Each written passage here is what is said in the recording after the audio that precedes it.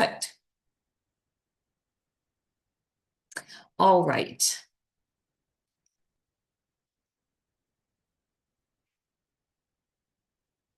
So here we are. I will short circuit my how happy I am to be here with you, but I am, of course. And today we're focusing on part 3 of 6, which is 20th century public policy and the civil rights movement. This marks a period when racism in society and public policy intensified beyond the South, in part because of population shifts such as the Great Migration and the continuing outsized influence of Southern politicians on federal policy. All of this was undergirded by our country's perpetuation of the myth of racial inferiority and the strengthening influence of white supremacy. Much of this history isn't just history, but is alive and pervasive in our society today. I believe that bringing to light this aspect of America's past that we should have known but didn't, and seeing its impact on our country even today, we may develop a new or renewed urgency to act to finally and truly address these profound inequities. So we'll begin with a quick recap from last week, where we saw the unchecked power of white supremacy, especially in the South, where loss in the war intensified the anger and the desire for dominance for those people formerly owned as slaves. And even the presence of federal troops during the short period of Reconstruction couldn't stop it. We saw how the insidious application of the 13th Amendment, particularly its loophole that prohibited slavery except in the case of conviction of a crime, led to the passage of laws known as Black Codes, laws targeted at Black people that led to convict leasing and public chain gangs. The Supreme Court decision in 1896, known as Plessy v. Ferguson, made separate but equal the law of the land and led to 70 years, 7 decades of punitive segregation. All of this implemented through Jim Crow laws that affected every aspect of social interactions. And all of this was reinforced by terror spectacle lynchings that demonstrated the complicity of entire communities and particularly focused on the disenfranchisement of Black voters, which is being replicated today with less overt violence, but the goal is the same. And so conditions in the South and opportunities in the North and West led to the Great Migration, where 6 million African Americans left the South and had huge demographic effects. I'm going to take just a second because a question came up last week about a newspaper that reflected the lynching, scheduled lynching of John Hartfield in Ellisville, Mississippi. And you pointed out that there was an advertisement at the bottom on behalf of the NAACP. And the question was, did that really happen? Did the newspaper really allow it? Well, I had drawn that image from the Equal Justice Initiative website, but when I went back and checked, I found that the newspaper from the National Archives did not have that bottom piece. So the representation we saw last week was action taken by the NAACP to utilize the publicity of the lynching of John Hartfield to press for support for NAACP action in opposition to this type of horrific violence. So we're going to stop here at this moment in time and take a look at something that was a significant topic of conversation a few years ago, and that was the issue of Confederate monuments, which actually are in place largely in the South, but even elsewhere. There's a Confederate monument in Idaho. There's a Confederate monument in Utah. I don't think they were involved in the Civil War, but the question comes up, how did all this come about? What triggered it? When did it take place? And this is a timeline of the erection, the installation of Confederate monuments across the country. It begins in 1861, and it ends in 2016. But you will see that there were relatively few Confederate monuments erected in the time period after the Civil War, until we get to the period that we covered last week and this week, which was the period of extreme violence against African Americans and the Great Migration. And you see the work of the Daughters of the Confederacy and their focus on redemption and the lost cause that created this huge influx of Confederate monuments being erected across the country. And that period carries all the way through to World War II, when the country's attention moved elsewhere. But then we saw another flurry of Confederate monument installations during the period we're going to cover today, which is the civil rights movement of the 1950s and 1960s. And so it is no accident in terms of what was happening in the country that triggered the desire to create all of these monuments to the Confederacy. So our attention today focuses on the mid-20th century, specifically national public policy in the areas of housing, Social Security, the GI Bill, education, and even the interstate highway system, where the decisions made around federal public policy further cemented racial discrimination across the country. And then we will turn our attention to pivotal events and the impact of the civil rights movement in the 1950s and 1960s. So we begin the issue of housing segregation. Until 1917, which was the start of the Great Migration, cities mandated areas where Black people could live. But in 1917, based on a suit brought to the Supreme Court, the court ruled that these segregated areas were in violation of the Equal Protection Clause of the 14th Amendment, because cities were mandating the areas where Black people could live. That was the issue, not the segregated space, but the fact that city governments were doing it. And so across the country, communities transitioned to what were known as racially restricted deed covenants. These were clauses written into property deeds that stated that a house, a property, could only be sold to another white person. And so with the prevalence of the adoption of these racially restricted deed covenants, by 1940, 80% of residential properties in Chicago and LA, and 85% of those properties in Detroit carried these racially restricted deed covenants. And indeed, with another appeal to the Supreme Court, a decision was handed down in 1948 that said, well, the covenants aren't illegal, but enforcement is. So if people want to adhere to these clauses that are written into their property deeds, it's perfectly fine. And so they continued in wide usage for 50 years until they were finally outlawed by the Fair Housing Act of 1968. And I have taught this class, and people have gone home and looked at the deeds to their homes, and it's not unusual for someone to come back the next week and say, there is a racially restricted deed covenant in my property deed, the property that I own and occupy today. So that was the backdrop. But then following the market crash and the Great Depression, there was a crisis in the home ownership market in the United States. By that time, 50% of mortgages across the United States were in default.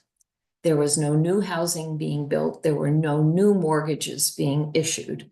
And so Congress created the Federal Housing Administration by virtue of the National Housing Act of 1934. And it was instrumental in alleviating that home ownership crisis because prior to that act, typically a mortgage required a 20 or 25% down payment, and there was a 10-year repayment period. And given the financial economic conditions, those were simply not manageable after the market crash and the Great Depression. And so the FHA introduced mortgages where you only required a 10%, 5 or a 10% deposit, and then there was a 30-year repayment period. So the National Housing Act created the FHA. It did not issue mortgages. The FHA insured mortgages that were written by banks. But along with the adoption of this program, the Home Ownership Loan Corporation created something called residential security maps that covered 239 cities across the country.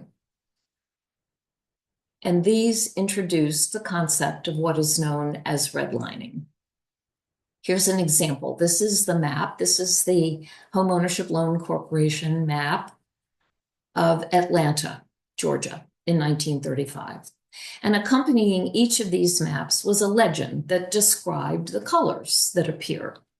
And the wording of those colors was very explicit. It said, green is best. Blue is still desirable. Yellow areas are definitely declining, and red areas are hazardous. Those colors have nothing to do with crime rates. They have nothing to do with financial ability to pay. They have to do with the characteristics of the populations living in those areas. And so when they are described, particularly the yellow and the red areas, there are terms used in describing the population, such as subversive, undesirable, inharmonious, lower grade. And so the FHA said to the banks, these are areas that we consider high risk for mortgage offerings. And what's really intriguing, there is a website today entitled Mapping Inequality, and it has taken 150 of those 239 cities, and it has looked at poverty rates and other issues of economic well-being or not. And they map almost 100% to the Home Ownership Loan Corporation maps of the 1930s that described the areas that were hazardous for issuing mortgages. So how did they go about this? Well, the FHA hired underwriters who would be contacted by the banks. They would say there's an application for a mortgage, and the underwriter would go and look at the property, and they would make a decision as to whether or not the FHA wanted to underwrite to insure a particular mortgage.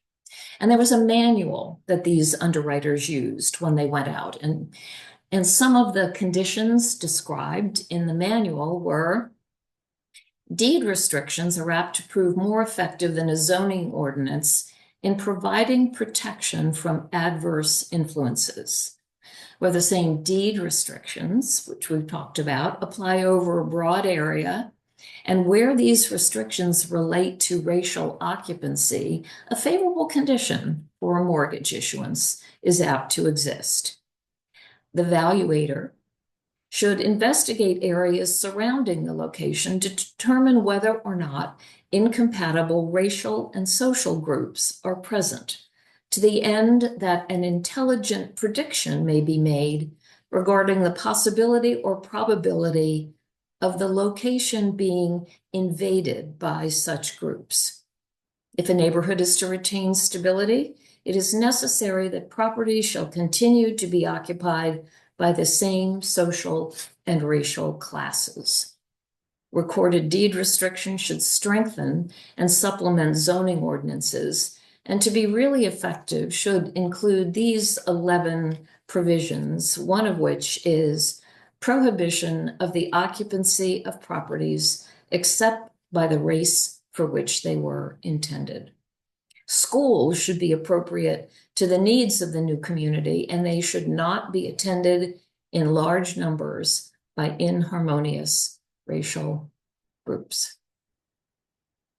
In the late 1930s, as Detroit grew outward, white families began to settle near a Black enclave adjacent to 8 Mile Road.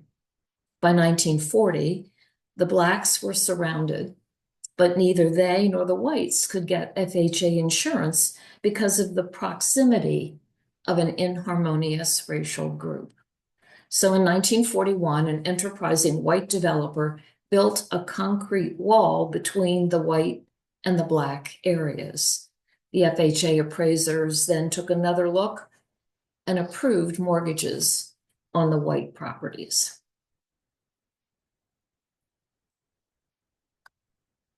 And worse, these same conditions, these same approaches were adopted by the Veterans Administration in implementing the GI Bill following World War II. And of course, private realtors use these same conditions and characteristics in determining where to offer property for sale and where to offer mortgages. So if you were a household of African Americans, you had the wherewithal to get a mortgage, to pay for a mortgage, to buy a house, but you couldn't get one, what were you to do? And a capitalist solution sprang up. It was called contracts for deed. And these were offered to African Americans seeking to own a home. Was an arrangement typically offered by a speculator who bought properties expressly for this purpose. It required a down payment and regular monthly installments paid by the occupant, but that's where the similarities to a mortgage ended. The sale price and the effective interest rate tended to be wildly inflated because it could be, because these were people who had no other option to buy a house. The buyer assumed all the responsibilities of a homeowner, including paying for repairs and taxes, but the seller retained the title, along with the power to evict for missing even a single payment. And often at the end of the period, the prospective homeowner who had been making these payments all along would be presented with an exorbitant insurance bill that had to be paid within a short period of time, or the terms of the contract which they had fulfilled would be null and void. And so these contracts, exorbitant terms, along with the lack of equity to borrow, meant Black families hadn't the means to invest in their properties, to keep them up to speed, contributing to the physical decline of the neighborhoods. And it also meant that that was not a source of wealth to fund education. What's astonishing is that these speculators who would buy up the property would go to the yellow areas and even the blue areas, and they were known on multiple occasions to hire Black women to push a baby carriage up and down the streets of these sections of the cities. And as that happened, an agent of the speculator would knock on the doors of the homeowners and say, you know they're coming, and you don't want to be the last person to sell your house when they're here. And so they bought up these properties at below market rates and implemented the contract for deeds solution. And that process continued until it was outlawed by the Fair Housing Act of 1968. So for almost 35 years, these processes were used to keep African Americans from becoming homeowners.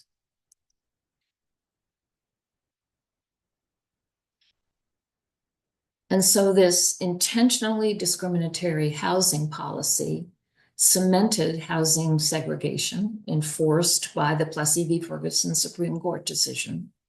It led to educational segregation. And because property taxes were frequently the source of fundings for schools, as these neighborhoods deteriorated, it led to educational inequality, which had an impact on employment opportunity for high school graduates.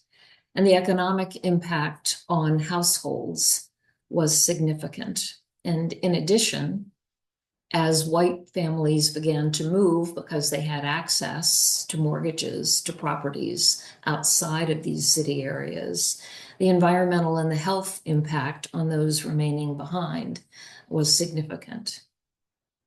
And so the implications of all of this led to what is called a wealth ratio, where the assets, the net worth, the wealth of the average Black household in the United States is 5% of that, of the wealth of the average white household.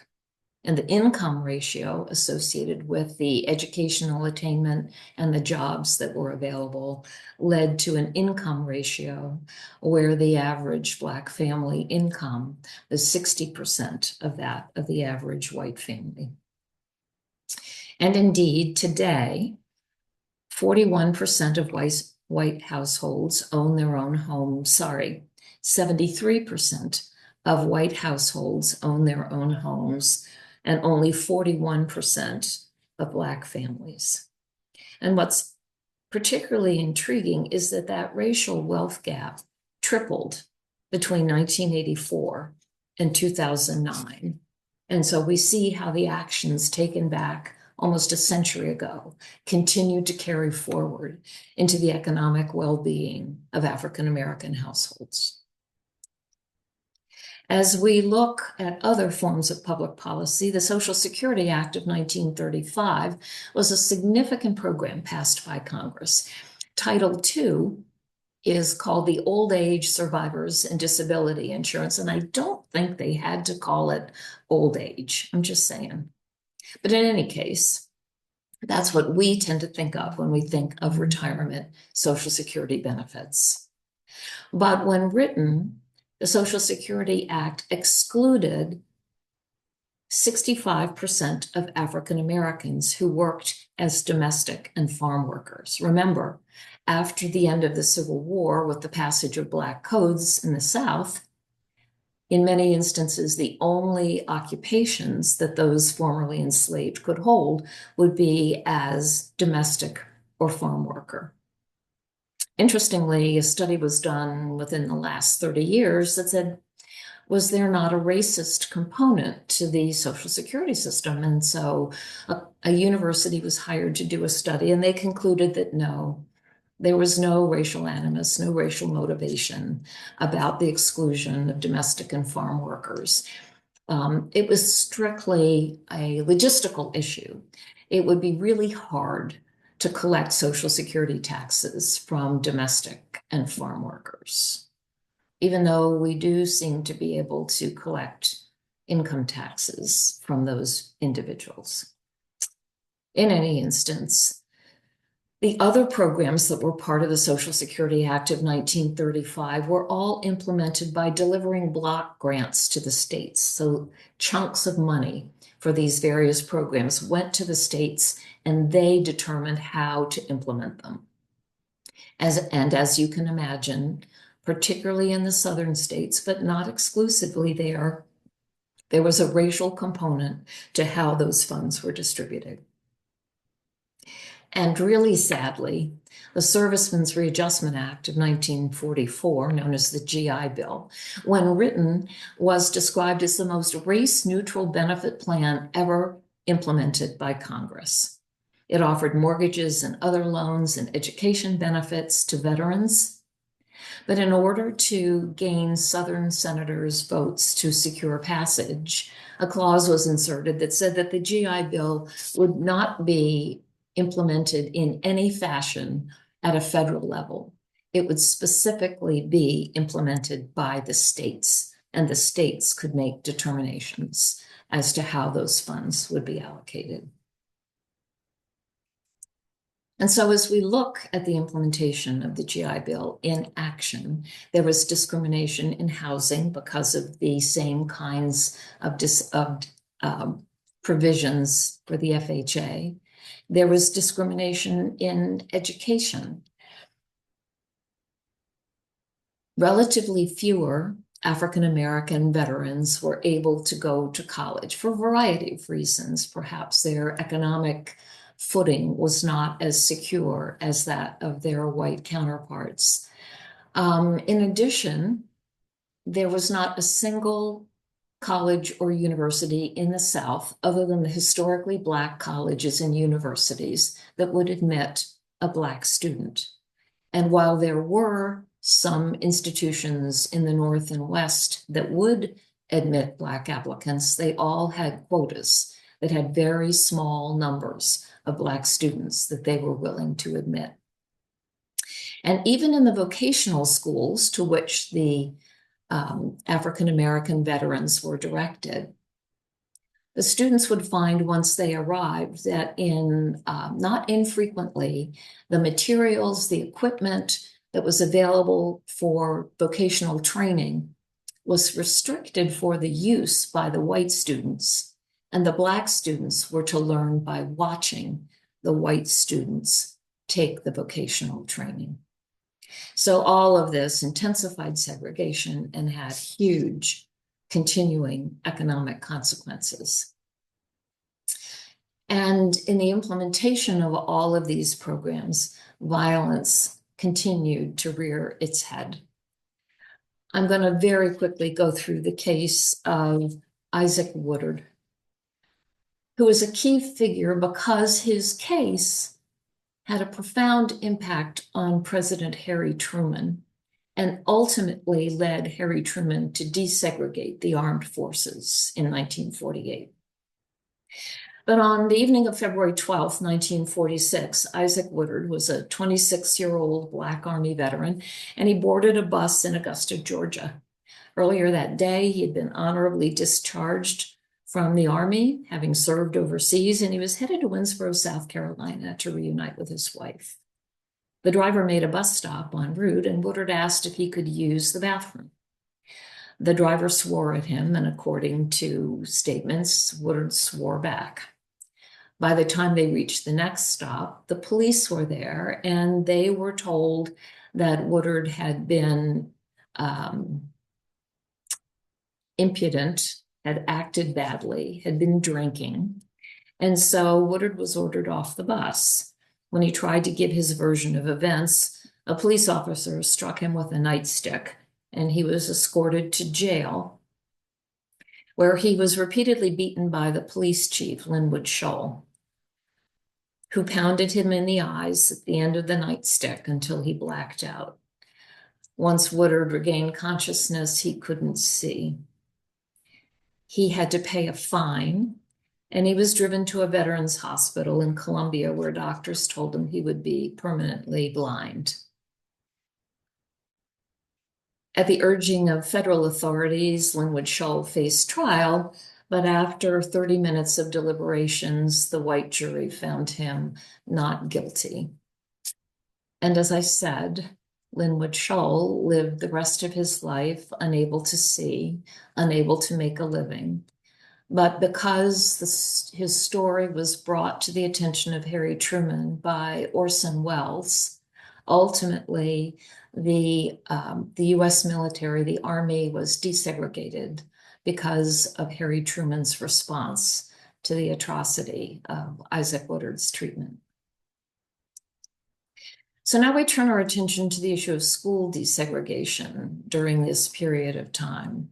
We know that the Plessy v. Ferguson decision by the Supreme Court declared that integrated facilities were not unconstitutional, that separate but equal was perfectly fine. And it had a particularly devastating impact on education because of underlying assumptions about Black inferiority and inability. And so by the time of the Brown v. Board of Education decision, In Alabama, Georgia, Louisiana, South Carolina, and Mississippi, there were more than almost 5 million African Americans, more than half of whom had less than 5 years of education. And when the Brown v. Board of Education decision was reached, it actually had been filed in 1952, but wasn't decided for 2 years because Chief Justice Fred Vinson died, and it took some time for President Eisenhower to appoint a new Supreme Court Chief Justice, which he did in naming the former California Governor Earl Warren to that position. Later on, President Eisenhower said it was the worst political decision he had made in his entire career. After naming Earl Warren to be Chief Justice, President Eisenhower hosted a dinner party to explain to Chief Justice Warren that Southerners are, quote, not bad people. All they are concerned about is to see that their sweet little girls are not required to sit in school alongside big, overgrown Negroes, unquote. As a side note, in Delaware, Blacks had been barred from publicly aided schools as early as 1821. And by 1950, there was one public high school in the entire state that admitted Black students. It was Howard High School in Wilmington. And so by the time of the Brown v. Board of Education decision, the average Black educational achievement in Delaware was 7.2 years. When the Brown v. Board of Education decision was announced, there was massive resistance. The District Court for Delaware authorized a 12-year delay in implementation, all deliberate speed, a full educational season, 12 years. Prince Edward County closed all of its public schools from 1959 to 1964. White Southern segregationists sent some money to create white private schools, but the vast majority of children, Black or white, could not go to school from 1959 to 1964. Alabama, Georgia, Mississippi, and South Carolina declared that the federal courts had no jurisdiction and they did not have to follow the law. And so what was implemented became known as the Southern Manifesto, to stall and defy. The Alabama state constitution still mandates segregated schools. And so we saw some examples of the consequences of this stall and defy. The Little Rock Nine, it's tried to integrate Central High School in 1957. This is a photograph you may have seen. It's Elizabeth Eckford. She's one of the 9 students who was selected to desegregate Central High School. And there was such antipathy and such anger and hatred that the 9 students decided that they would all go together to school. Their parents decided that, but Elizabeth Eckford's family did not have a telephone.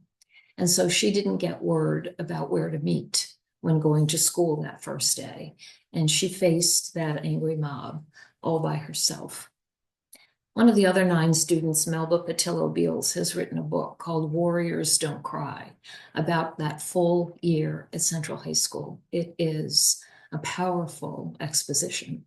We all saw evidence of the first few days with the National Guard, but what went on the whole year, it is worth reading. At the same time, little Ruby Bridges, all by herself, desegregated the William Frantz Elementary School in New Orleans. 6 first graders were incoming first graders were tested to be sure that they had full capability and qualifications to succeed in school. And they were to desegregate that elementary school in September of 1960. But the night before school started, Ruby's parents got a call that the other parents had all decided not to have their children participate. And so Ruby all by herself, went to the William Frantz Elementary School. Every teacher in the school, save one, refused to have her in their class. Every white parent of a student in the school refused to have their children in a class with a Black child. And so Barbara Henry, a transplant from Boston, taught Ruby Bridges for that full first grade year. In response, the local grocery store where Ruby's family shopped banned them from the store. Her father was fired from his job, and her grandparents were evicted from their sharecropping farm so that they had no income, all in response to that little 6-year-old. The image captured by Norman Rockwell at the time, the vision of Ruby being escorted to and from school every day by armed federal marshals. It's been said that if 6-year-old Ruby Bridges could live through this experience, then perhaps your child or your grandchild could manage to read about it. And the consequences of this have been enormous, not just to Black students, but to white students. In fact, if we look today at the states with the lowest level of educational attainment in the country, they include Tennessee, South Carolina, Kentucky, Alabama, Arkansas, Louisiana, Mississippi, and West Virginia, the states that fought hardest against Brown v. Board of Education. And then we turn our attention to the interstate highway system and go, well, how could that be discriminatory? It was created by the Federal Highway Act of 1956. It was the largest public works program in U.S. history, and it authorized construction of 41,000 miles of interstate highways. And it authorized $26 billion to cover 90% of the cost, with the states picking up the rest. During the initial construction period, more than 1 million people were displaced from their homes, their property seized by eminent domain, with the vast majority of those being people of color in city areas. And so it fractured communities. You can see that in Wilmington, Delaware, where the interstate cuts right through neighborhoods that used to be whole and functional, and has led to economic and environmental justice issues as a consequence of the construction. And even today, decisions are being made about highways and other public works projects that unfairly and in clear discrimination target African American residential areas. So that's the backdrop as we move to the 1950s and 60s and turn our attention to the civil rights movement. We're going to get a broader perspective on that, of the heroic civil rights activists, the work they did that triggered mass opposition, and particularly with an echo to cell phone videos of today, the influence of television in facilitating the civil rights movement in the 1950s and 1960s. Because all of this had been going on, everything we've just talked about had been going on for decades, and many, particularly many white families in our country, had no idea. But suddenly, in their living rooms, on their TV sets, they were seeing videos of unarmed Black people being attacked by police with dogs and billy clubs, by firemen with fire hoses. At the Edmund Pettus Bridge, as a group of peaceful protesters sought to walk from Selma to Montgomery for voting rights, they were attacked by mounted police officers, skulls broken by the police. And this was a period when that burst of of Confederate monument construction began to take hold in response to what people were seeing. But at the same time, it energized those activists who saw this as wrong. But what you see is that law enforcement agencies are aligned with the principles of discrimination and oppression. And indeed, they became the face of violent resistance to integration and voting rights. And that behavior shapes today's relationships between police and communities of color. When I began teaching this class 7 years ago, some people had heard of one of the key triggering events of the civil rights movement. Now many more have, but it was the murder of Emmett Till. Emmett was growing up with his mother in Chicago, and she thought that it would be good for him to go visit his uncle and his cousins in Money, Mississippi for the summer to get out of the city. And so at age 14, he went to stay with his family. Early on, he and his friends went to the Bryant grocery store, and something happened. It's not entirely clear what. Carolyn Bryant, the wife of the owner, was working at the store that day. Emmett was described as a cheeky kid, and it's possible that he wolf whistled at her or said something. Or perhaps their hands touched when he was getting change from his purchase. But 2 days later, when Carolyn Bryant's husband came home, she told him and his half-brother, J.W. Milam, that Emmett had attacked her. And so the two men went to Emmett's uncle's house, demanded that he turn over Emmett, which, after trying so hard not to, was forced to do so. And Emmett disappeared. J.W. and Roy certainly thought that he would never be seen again, but his body washed up in the Tallahatchie River. They had tried really hard because they had tied a cotton gin fan blade around his neck with barbed wire to help ensure he would remain submerged, but he didn't. And his body was returned to Chicago for his funeral, where his mother, Mamie, said that she would have an open casket so that the world could see what hate had done to her little boy. And Jet magazine published the photograph of Emmett Till in his coffin. And everyone was confronted with the vision. There was a trial of J.W. and Roy. It took 5 days. It took the jury a little more than an hour to reach the decision that they were not guilty. One of the jurors said it wouldn't have taken them that long, but they had to stop and have some pop. A year later, in 1956, Look magazine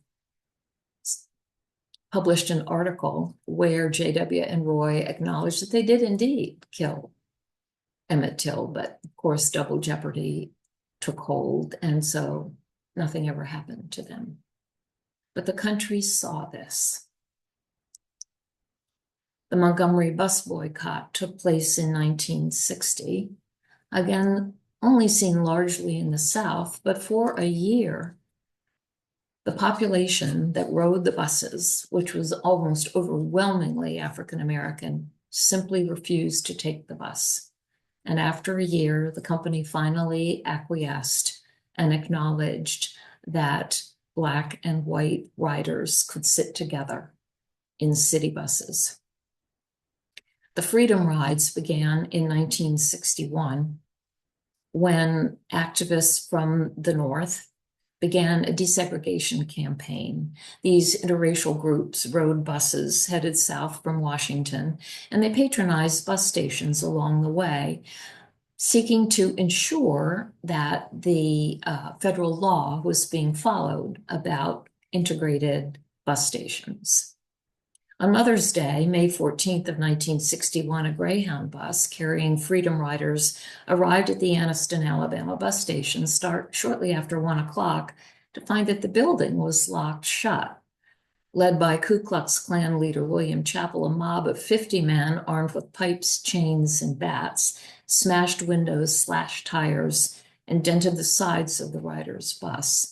The police had been warned earlier that the mob was gathered, but they didn't arrive until after the assault had begun.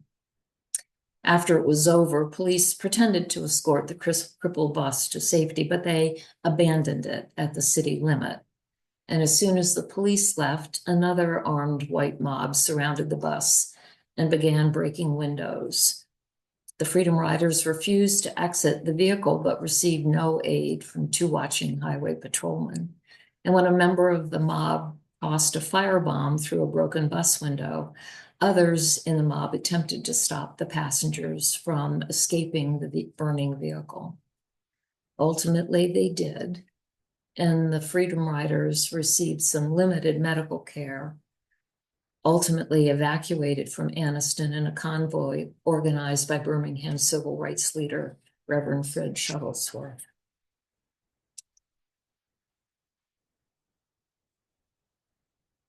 Not really heard about was the Birmingham Children's Crusade, where on May 2nd, more than 1,000 Black children who had been trained in nonviolent response peacefully protested racial segregation in Birmingham.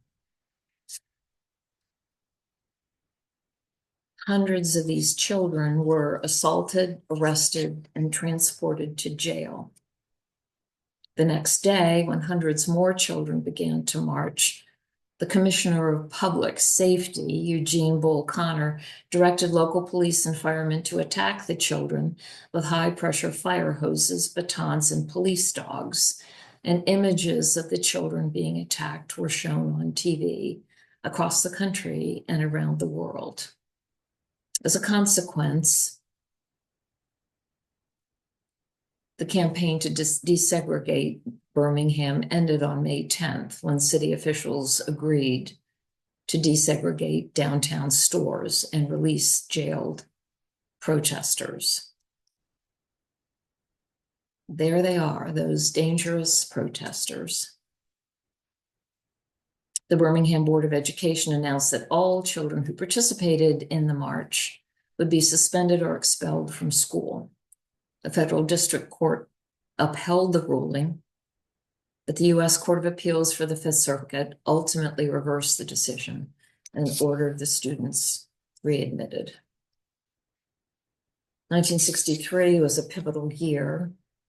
It included the March on Washington and Martin Luther King's I Have a Dream speech, which is very much in the news, particularly today on that holiday. I have a story of something that happened on that day that I'll share with you if we have time. But later that year, on September 15th, at 10:22 in the morning, as children were in the basement of the 16th Street Baptist Church, getting ready to lead youth worship, a bundle of 19 sticks of dynamite put under the stairwell from the main part of the church to the basement was detonated.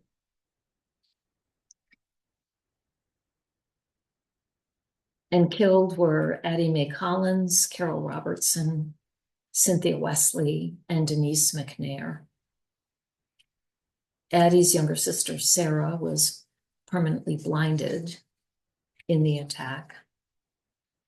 4 Ku Klux Klan members claimed responsibility for the bombing. This is in 1963. The first one was put on trial in 1977 and convicted. 2 of the 3 others were put on trial in 2001 and 2002 and convicted, but the 4th Klansman died before ever needing to go to trial.